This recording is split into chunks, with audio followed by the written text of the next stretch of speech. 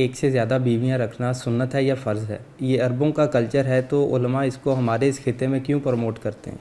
پہلا بات یہ ہے کہ نہ یہ فرض ہے نہ یہ سنت ہے، اجازت ہے شریعت کی طرف سے۔ ہمارے ہاں یہ عجیب و غریب سا فلسفہ بنا لیا ہے کہ جو کام نبی کریم صلی اللہ علیہ وسلم کریں وہ سنت ہو جاتی ہے۔ دین کا کوئی حکم جس پہ آپ عمل کریں اور اس کو جاری کریں، اس کے ساتھ گناہ ثواب کا تصور جوڑیں، تب وہ سنت ہوتا ہے۔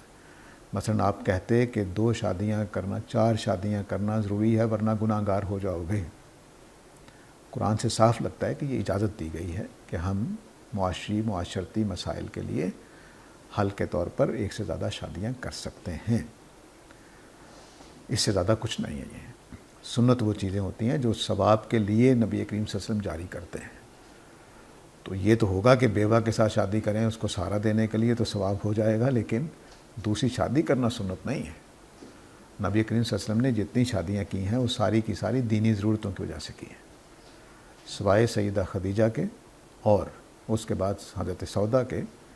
باقی ساری شادیاں سیاسی، سماجی اور اسلام کی تبلیغ کے لیے کی گئی ہیں۔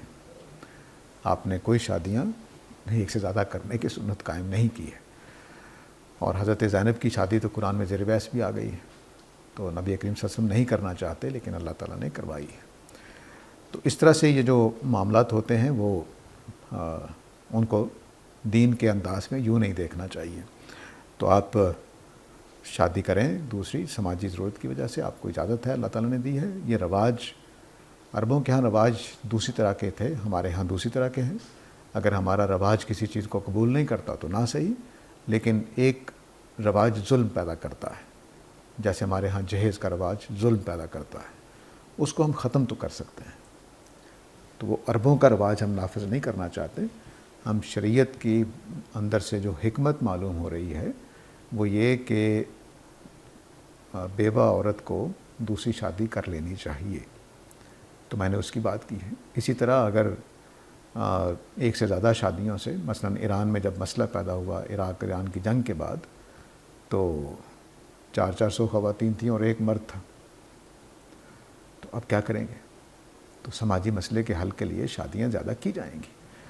تو اس طرح کے مسائل کے حل کے لیے وہاں بھی جو 4 شادیوں کی اجازت دی گئی ہے وہ بھی بیوہ ہو گئی ہیں عورتیں، ان کو اللہ تعالیٰ نے اجازت دی ہے۔ تو یہ نہیں ہے کہ ہر آدمی کو 4 شادیاں کرنی ہیں اور کرنی ہی چاہیے، ایسا کچھ نہیں۔